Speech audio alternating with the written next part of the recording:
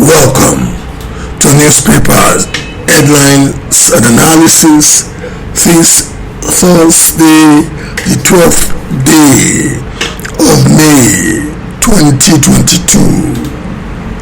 Thursday, 12/05/2022. Today, we shall be concluding the second part of the enquiry that was made by a devoted Asiwaju supporter, and that enquiry reads thus: Mr. Oba, is the amendment on the Electoral Act going on now in the National Assembly meant to frustrate Asiwaju from emerging at the party's presidential convention as the candidate? The part one of my response, explanatory response to that inquiry, was published yesterday. Today, because I'm literally on the road, airborne in the morning, Lagos to Abuja. I'm practically hopping from one office to the other in Abuja today.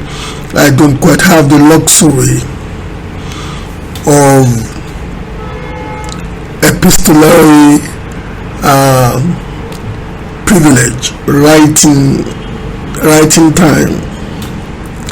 However, it is important that the second part of my response be concluded today, and I intend to do it as an audio file.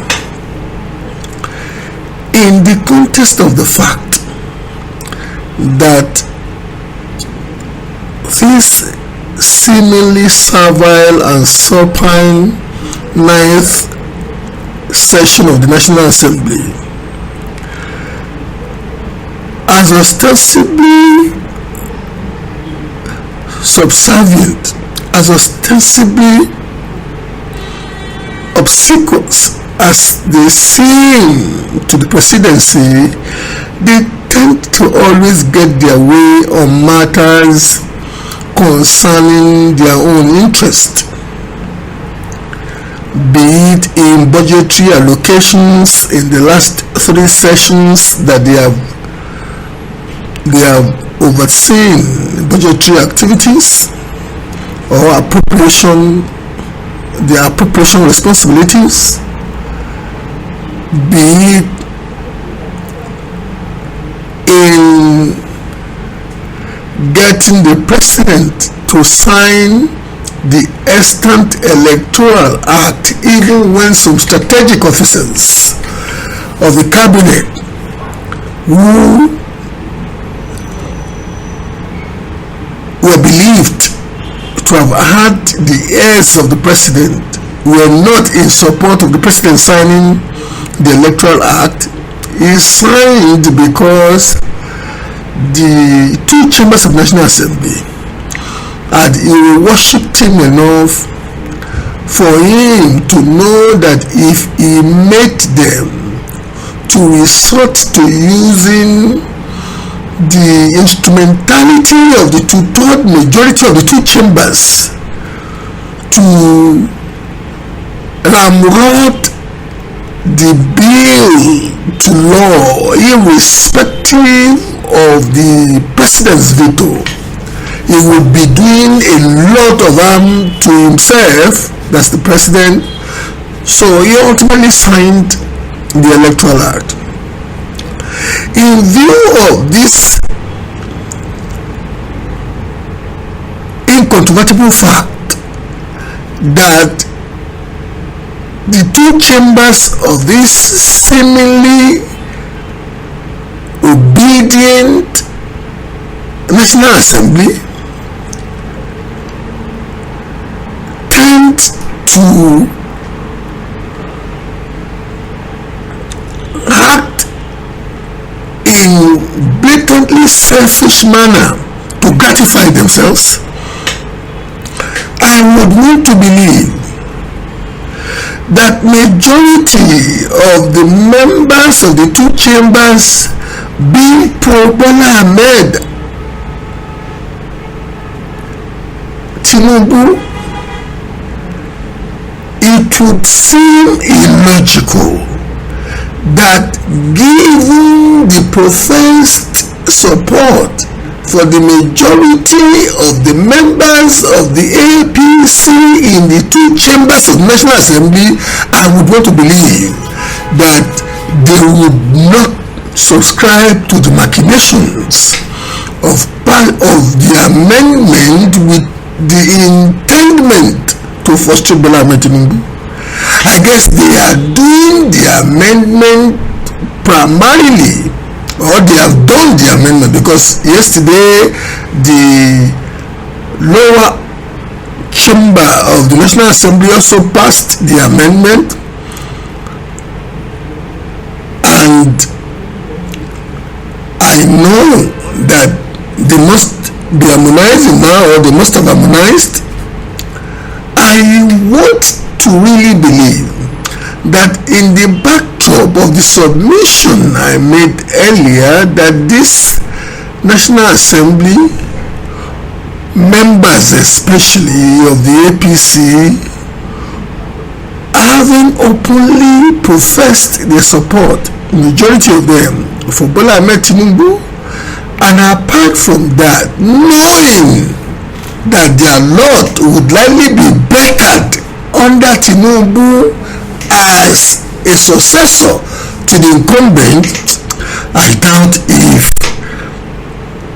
they would easily subscribe to a mischievous machination to frustrate Tinubu's.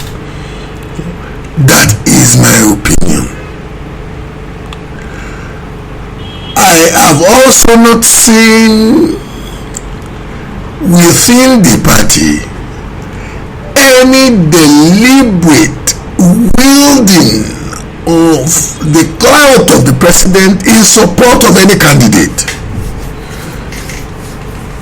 just like Tinubu did when he went to see the president, came out of seeing the president, addressed the media that he had formally informed the president about his ambition and gave a slant, like the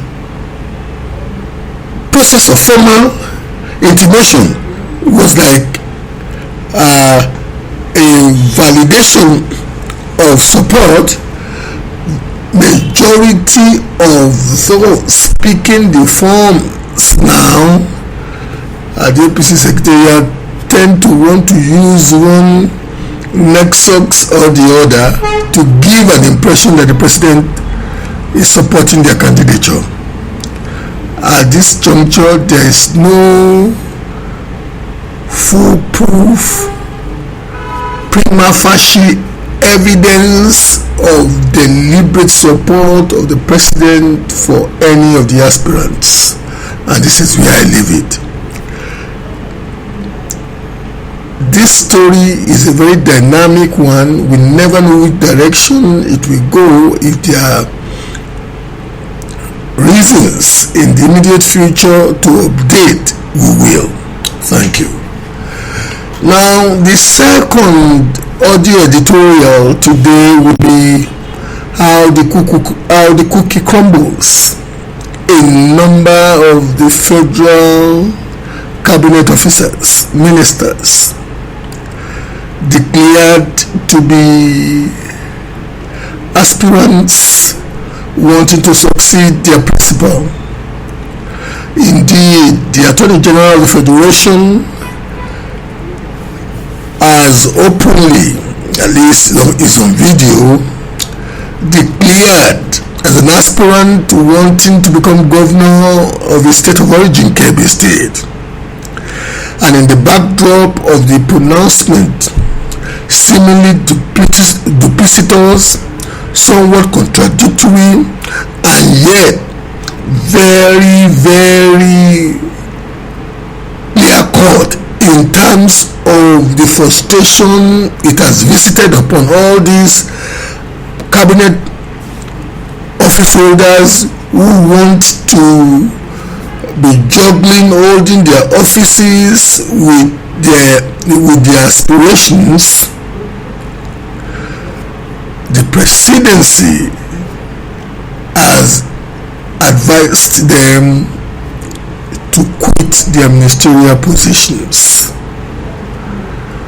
Many of them are regretting this morning, but that's the reality. Ingige Chikini said he was going to consult, but we leave it for now. Let's go to the front pages of the newspaper today. The front page of the Daily Trust.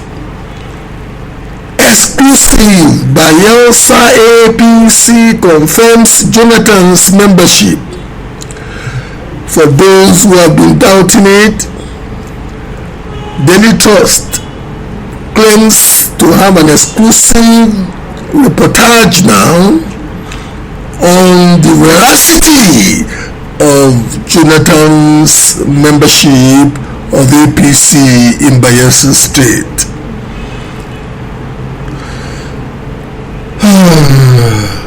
AMA 2022 organizers extend entry submission to June 15. Buhari begs ASU to call off strike. Buhari begs ASU to call off strike. Police arrest herbalist, 2 authors over grave vandalization in Edo. And the second paper to be reviewed today, because today we're going to keep it simple and tidy in view of the audio editorials that we've done earlier on. So the second and the last paper to be reviewed today is the Punch newspaper, and the front page of the Punch newspaper reads, Ministers exit, Buhari bows to pressure, APC panel may demand resignation letters. Ministers exit, Buhari bows to pressure, APC panel may demand resignation letters. Jonathan, not yet a member, says Bayelsa APC chairman. That's in the Punch, which is inconsistent and contradictory to what's been reported on the front page of the Daily Trust. Jonathan, not yet a member, says Bayelsa APC chairman. ASU reps intervene as students shut down Lagos-Abeokuta road. The patient call of strike, Buhari begs ASU. The patient call of strike, Buhari begs ASU. Protest eat up in Ife as OAU students boo police. Protest eat up in Ife as OAU students boo police. 2022 varsity admission process may be delayed. Vice Chancellors. 2022 varsity admission process may be delayed. Vice Chancellors. Retired Colonel submits presidential form, says ready to die for Nigeria. And lastly, my problem with ASU. This is where we end it for today. Thank you. Until tomorrow, when the last episode of the week is going to be cast, you're much appreciated.